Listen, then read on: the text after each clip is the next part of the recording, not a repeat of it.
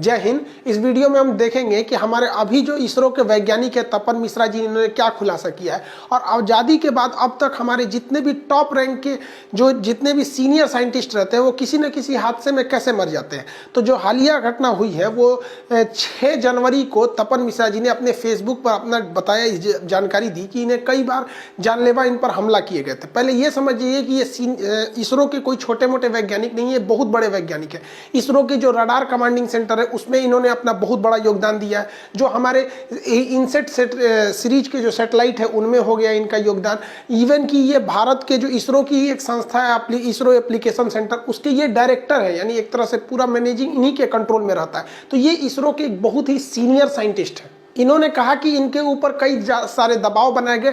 अमेरिकी कुछ प्रोफेसर जो भारतीय मूल के थे, अमेरिका में शिफ्ट थे, वो इनसे संपर्क किए थे 2017 में और ये उन्हें ज्वाइन करने के लिए कह रहे थे। बदले में इन्हें ऑफर दे रहे थे कि आप ज्वाइन कर लीजिए और आपके बेटे को भी हम लोग वहाँ पे कोई बढ़िया से कॉलेज में सेटल करा देंगे। इन्होंने इस ऑफर को ठुकरा दिया और इन्होंने मातृभूमि भारत माँ की सेवा करने के लिए निर्णय किया। लेकिन इन्होंने बताया कि मई 2017 में इन्हें खाने में आर्सेनिक मिला दिया गया था। अब आर्सेनिक जो है वो एक ऐसा पदार्थ होता है जो रंगहीन गंधहीन होता है। ये आपको खाने में मिला दिया जाएगा तो ना उसका कलर चेंज करेगा, ना स्मेल आएगा, ना कोई टेस्ट आएगा, इसे कोई पता नहीं चलता है यहाँ पर। और ये क्या, इसकी सबसे बड़ी खराबी ये होती है कि अगर इसकी थोड़ी सी भी मात्रा अगर आप में चली गई, हालांकि हम आपको जब रेलवे वाला बैच पढ़ाए थे तो उसमें हम बताए थे कि आर्सेनिक से हमें क्या हो जाता है, व्हाइट फूट नामक रोग हो जाता है।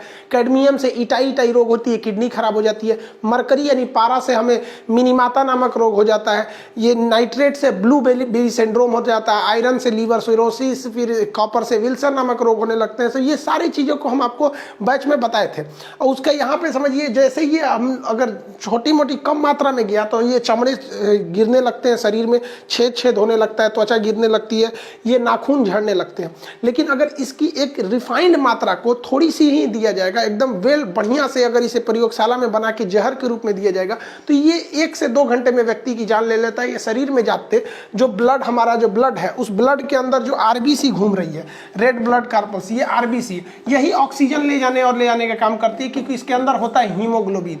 ये आरबीसी को बहुत जल्दी से नष्ट कर देता है, जिस वजह से ऑक्सीजन की मात्रा घट जाती है और तुरंत दिल का दौरा पड़ जाता है और आसानी से व्यक्ति की मौत हो जाती है। और छिपाना भी बहुत सिंपल होता है कि दिल के दौरा पड़ने से व्यक्ति की अचानक मौत हो गई।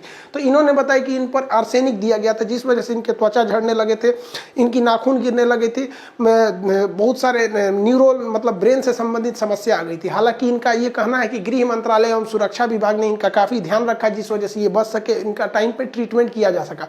हालांकि इसके बाद भी इन्होंने कहा कि कई बार इन्हें और भी मारने के अटेम्प्ट किए गए, हाइड्रोजन साइनाइड वगैरह कई तरह का प्रयास किया गया था इन्हें मारने के लिए। कि जब भी इन्हें मारने का प्रयास किया गया, एक नेचुरल प्रयास किया गया ताकि लोगों का शक न जा सके।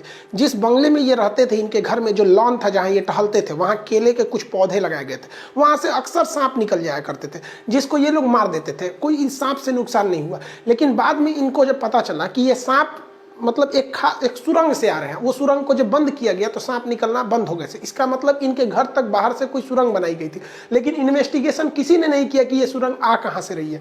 इस सांप को बचने के लिए यहाँ पर इन्होंने कार्बोलिक एसिड का छिड़काव भी किया था। आप लोग के यहाँ भी अगर सांप वगैरह निकलने की संभावना ज्यादा रहती है या जो नाली वगैरह रहती है, घर के कभी कभी नालियां पीछे हो जाती हैं, जो मुख्य जमीन से हट जाती है, तो उधर से सांप बिच्छू के आने का खतरा रहता है। तो वहां आप भी कार्बोलिक एसिड का छिड़काव करेंगे तो वहां सांप बिच्छू कीड़े मकोड़े नहीं आएंगे। लेकिन याद रखिएगा ये बहुत खतरनाक होता है, इसके संपर्क में बच्चों को नहीं आने देना चाहिए। इस खुलासे के बाद हमारे भारतीय इंटेलिजेंस को भी इस ओर विशेष ध्यान देना चाहिए। हालांकि ये कोई नया मामला नहीं है, आप अगर इससे 50 साल पहले भी देखते हैं तो आपको ऐसे कई सारे मामले मिलते हैं। होमी जहांगीर भाभा, भारत के पास जो आज परमाणु बिजली घर है, चाहे परमाणु बम है, तो हमारे परमाणु कार्यक्रम के जनक कहे जाते हैं होमी जहांगीर भाभा। ये इतने महान वैज्ञानिक थे, लेकिन क्या कहिएगा, एक नियति को कुछ और ही मंजूर था। 4 जनवरी 1966 को इन्होंने एक अपना रिपोर्ट दिया prime minister office, PMO office को। इस रिपोर्ट में इन्होंने कहा था कि अगर आप हमें इजाजत देंगे भारत के प्रधानमंत्री, तो महज 18 महीने में हम आपको परमाणु बम बना के दे सकते हैं, आपको डरने की जरूरत नहीं है। रीजन क्या है कि 1966 से अगर आप 4 साल पहले जाइएगा तो हम लोग को एक बहुत एक तरफा हार झेलना पड़ा था चाइना की लड़ाई में 1962 में। अगर हमारे पास उस समय परमाणु बम रहता तो हम लोग पटक दे सकते थे, क्योंकि परमाणु शक्ति संपन्न देश से कोई ज्यादा अहिंसता नहीं है। लेकिन देखिए, इस बात की खबर न प्रधानमंत्री कार्यालय से लीक कर दिया गया। किसी हरामी ने यहाँ से इस खबर को लीक कर दिया गया। और ठीक 20 दिन बाद यानी 24 जनवरी 1966 को यूरोप का एक देश है ऑस्ट्रिया, जिसकी राजधानी है वियना, वहां पर एक समझौते, एक सम्मेलन में होमी जहांगीर भाभा जा रहे थे उनकी फ्लाइट से, और ये फ्लाइट अचानक माउंट ब्लांक एक पर्वत है अल्पस के पास, वहां इनका जहाज क्रैश कर गया। और देखिए कितना बड़े क्रैश हो गया, नॉर्मल क्रैश हो गया। वहां पर किसी ने उस पर एक इंक्वायरी भी नहीं बैठाई कि वो क्रैश था या क्या था। बाद में खुलासे में ये पता चला कि उसका जो लगेज पार्ट था उसमें एक छोटा सा जानबूझ के विस्फोट कराया गया था, ताकि उस विस्फोट, वो इतना तगड़ा विस्फोट ना हो सके कि पूरा जहाज ध्वस्त हो सके, बट वो कंपार्टमेंट फट जाए तो थोड़ा सा एरिया ब्लास्ट कर गया। अब जहाज में थोड़ा सा भी एरिया ब्लास्ट करेगा तो जहाज तो गिरेगा ही। अब थोड़ा सा एरिया ब्लास्ट करने की वजह से जहाज गिरेगा तो लगेगा हाँ डिसबैलेंस होकर गिरा था। तो जिन हाथों में इतनी शक्ति थी कि भारत को 18 महीने में परमाणु बम दे सकता था, उन हाथों का हाल क्या हो गया आप देख सकते हैं। हम क्या बताएं, प्रधानमंत्री कार्यालय से किसने ये लीक किया हम कैसे बताएं। जो हाथ हमें परमाणु बम दे सकती थी उनके चिथड़े उड़ गए, मांस उठा के लाया गया था, शरीर नहीं लाया गया था। दिल को तकलीफ तो यारो अपनों ही पहुंचाते, वरना गैरों को पता क्या ये दिल दुखता किससे। हमारा पीएमओ ऑफिस से किसी कर्मचारी ने लीक किया और हमारे सबसे होनहार परमाणु वैज्ञानिक ने अपना जान गंवा दिया। और हमें परमाणु बम कब मिला? 1974 में जो स्माइलिंग बुद्धा नाम से पोखरण में परीक्षण किए वो सक्सेस नहीं हुआ था। ये कोड नाम याद रखिएगा, एग्जाम में पूछेगा। उसके बाद हम लोग 1998 में अटल बिहारी वाजपेयी के समय 98 नाम के कोड नाम से हम लोग ने परीक्षण किया, तब जाके हम परमाणु संपन्न हो सके यहाँ पर। हालांकि अगर आप देखते, अभी आगे देखते चलिए, हमारे जो स्पेस एजेंसी थी, ये तो परमाणु ऊर्जा का किस तरह से हमने अपने होमी जहांगीर भाभा को खो दिया। हालांकि इन्हीं के नाम पे भाभा एटॉमिक रिसर्च सेंटर है। रेलवे में पूछा भी था बार्क का फुल फॉर्म क्या होता है, Bhabha atomic research centre Mumbai के ट्राम्बे में के पास है ये यहाँ पे। अब इसरो के scientist, Indian Space Research Organisation में जो बहुत बेहतरीन थे, विक्रम साराभाई, इन्हें अंतरिक्ष विज्ञान का जन्मदाता कहा जाता। इनकी दूरदर्शी सोच से पूरी दुनिया थर्राती थी कि अगर यह व्यक्ति ज्यादा दिन जी गया तो भारत को उस ऊंचाई पर लेके चला जाएगा जहां देखने में हमारी आंखें चौधी आ जाएंगी। तो इनके पीछे भी साजिश रची जाने लगी। और अचानक एक दिन ये अपने रिजॉर्ट में टहल रहे थे तो इनकी लाश पाई गई 1971 में। अचानक कैसे मर गए किसी को पता ही नहीं, रहस्यमयी ढंग से इनकी मौत हो गई। तो एक और परमाणु ऊर्जा को झटका लग गया और एक और हमारी अंतरिक्ष एजेंसी को झटका लगा। कहा जाता है कि ये सारे हमले के पीछे कहीं ना कहीं अमेरिका की CIA का हाथ था। और ये हो भी सकता है क्योंकि इंटरनेशनल रिलेशन में कब किससे दोस्ती होगी, कब किससे दुश्मनी होगी, कोई नहीं जानता। याद कीजिए 1971 में हम आपको पाकिस्तान पे वीडियो भी बनाए थे 1971 वाला। उस वक्त बताए थे कि वही अमेरिका था जो भारत को परमाणु बम मारने के लिए 7वां बेड़ा भेजा था और पाकिस्तान के फेवर में था। तो इसमें कोई शक नहीं है कि इसमें पाकिस्तान को तो उतना इंटेलिजेंस बेहतरीन नहीं है, लेकिन इसमें CIA का हाथ उस समय बहुत से लोग कह रहे थे कि उस समय अमेरिका भारत के एकदम सख्त खिलाफ था और भारत को वो देखना ही नहीं चाहता था अंतरिक्ष क्षेत्र में और परमाणु क्षेत्र में। जिस तरह से अभी वो ईरान को देखता, उस समय वो भारत को इस तरह से देखा करता था। भाभा एटॉमिक रिसर्च सेंटर के एक और परमाणु वैज्ञानिक थे जिनका नाम था लोकनाथ महालिंगम। इनकी भी अचानक मौत हो गई, नदी में डूबने से मौत हो गई। जबकि एक बेहतरीन तैराक थे, इनकी नदी में डूबने से मौत हो गई, रहस्यमयी ढंग से मौत हो गई। हमारे एक और परमाणु वैज्ञानिक M पद्मनाभन की 2010 में घर में घुस के किसी लोगों ने मर्डर कर दिया, हत्या कर दी। आज तक उसका सबूत नहीं पता चला। हमारे टॉप वैज्ञानिक मारे गए हैं, आज तक कोई सबूत नहीं मिल रहा हम लोग को। डिफेंस और एटॉमिक क्षेत्र के एक बहुत ही युवा वैज्ञानिक, दो युवा वैज्ञानिक KK जोशी और आशीष आश्विन, ये दो वैज्ञानिक थे जो छोटे साइज के न्यूक्लियर रिएक्टर पे बहुत वर्क कर रहे थे, जो हमारे परमाणु पनडुब्बियों के काम में आता। अगर ये सक्सेस हो जाती तो ये परमाणु पनडुब्बियां बिना बाहर निकले, देखिए इनको चलने के लिए ना बैटरी की जरूरत होती है। बैटरी चार्ज रहेगा तो ये 6 दिन तक चल सकते हैं सब, लेकिन जब बैटरी डिस्चार्ज हो जाती है तो इन्हें चार्ज करने के लिए ऊपर लाना पड़ेगा। तो आप कहेंगे कि सर सोलर से चार्ज होती है क्या? नहीं बबुआ, ये चार्ज होती है जनरेटर से। जनरेटर का धुआं कहीं से निकलेगा नहीं, अंदर में धुआं कहाँ छोड़िएगा, तो बाहर निकल के ये धुआं निकालते हैं, चार्ज करते हैं। अब बाहर निकल के इन्हें 6-7 घंटे तक इनका जनरेटर चलाइएगा तो एक तो आवाज करने लगेंगे, उस पे से ये सैटेलाइट से देख लिए जाएंगे। तो इसीलिए इसके अंदर एक एटॉमिक पावर प्लांट लगा दिया गया ताकि उसे कोई भी जरूरत नहीं, वो अपने से उसको अंदर वो 6 महीने तक उसे बाहर निकलने की जरूरत ही नहीं, इतना पावरफुल रहता है वो। लेकिन क्या हुआ, इन युवाओं वैज्ञानिक को क्या हुआ, अचानक क्या हुआ, इन लोग का सड़क के किनारे एक रेल दुर्घटना में इनकी लाश पाई गई। पोस्टमार्टम जब रिपोर्ट हुआ तो हमारे वैज्ञानिकों लोग का पता चल रहा है कि नहीं भैया, इन्हें जहर दे के मारा गया था।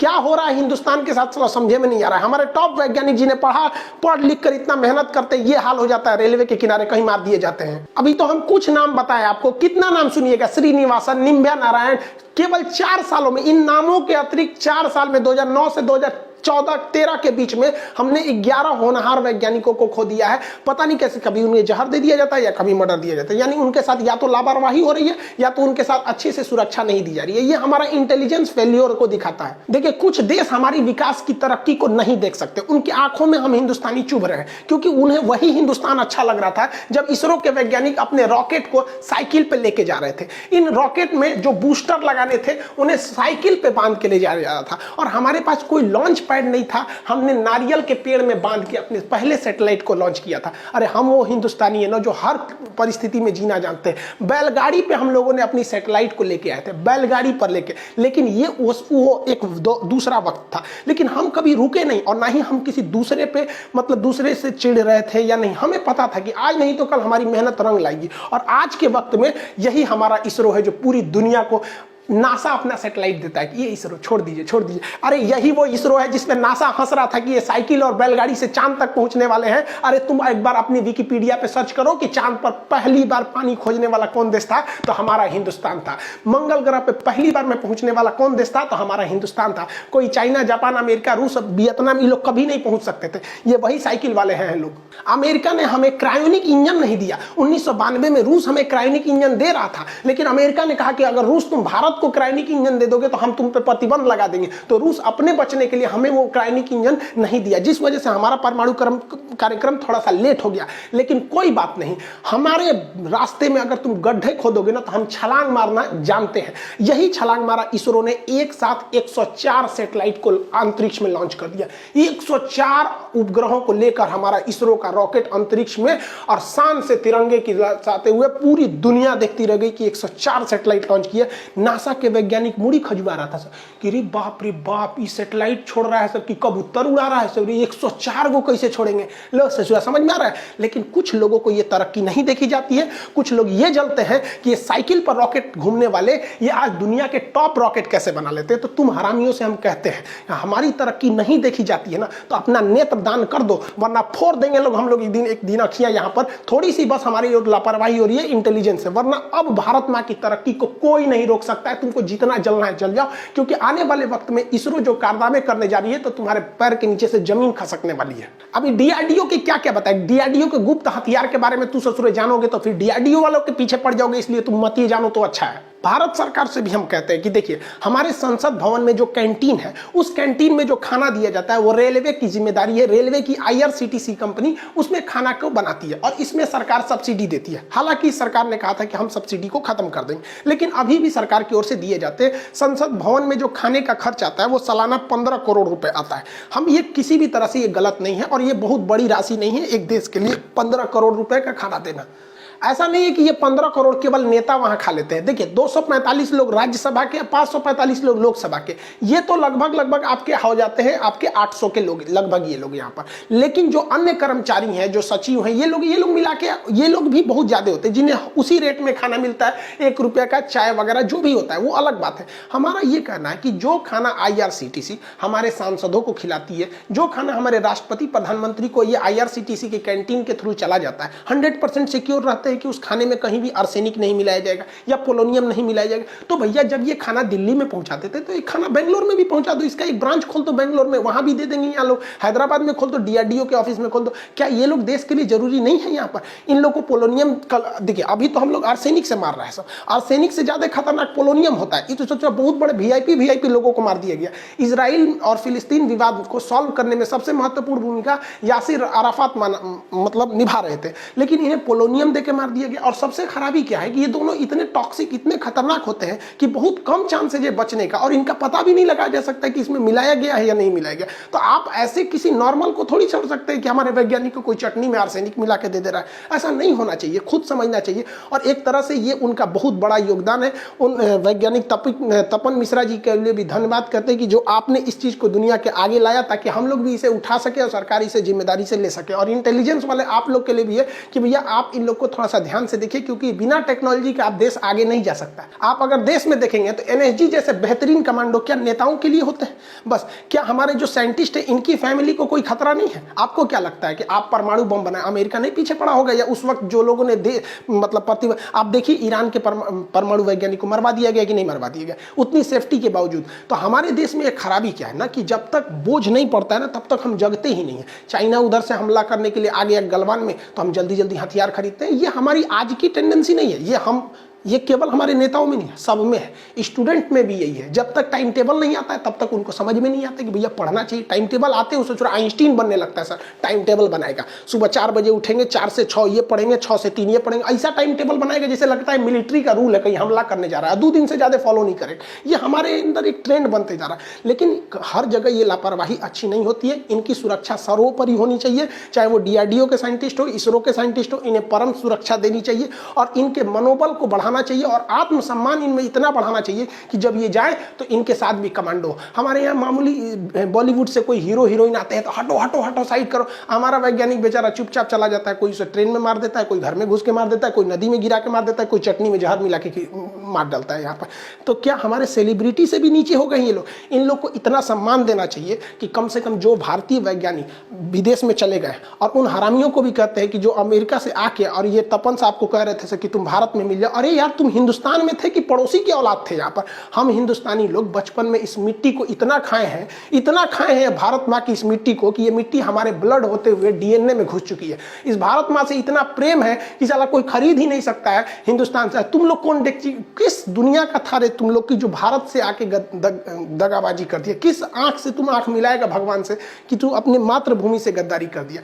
मातृभूमि से गद्दारी करने वालों को ससुरों को स्पेशल न रख देना चाहिए ऐसे लोगों को। अब भारतीय इंटेलिजेंस को भी सोचना चाहिए कि इस तरह से जो कर रहे हैं उन्हें सामूहिक रूप से बहुत बुरी तरह से सजा दिया जाए। ससुरों को उसको भी बिना कोर्ट कचहरी के अंदर ऐसे ही कहीं जहर और देके ट्रेन से कटवा देना चाहिए। ट्रेन 18 बनी रही है, वंदे भारत बनी रही है, बुलेट ट्रेन का उद्घाटन इन्हीं हरामियों के ऊपर कर देना चाहिए, ताकि एक मैसेज जाए कि आप हमारे वैज्ञानिकों को नहीं छूइए। वरना हम हिंदुस्तान है, कोई ईरान नहीं है यहाँ पर। खैर इस पर सरकार भी अब बहुत एक्शन लेगी और सरकार ले भी रही है। इसरो चीफ या DRDO चीफ को कमांडो लेवल की सुरक्षा दे दी गई है, लेकिन ऐसा नहीं कि केवल चीफ के रहने से होगा। बहुत छोटे से बड़े वैज्ञानिक सबकी अहमियत होगी। आई होप सरकार इसको संजीदगी से लेगी और आने वाले वक्त में हमें इस तरह की मतलब दुखद घटना देखने को नहीं मिलेगी। मिलेंगे नेक्स्ट क्लास में। जय हिंद।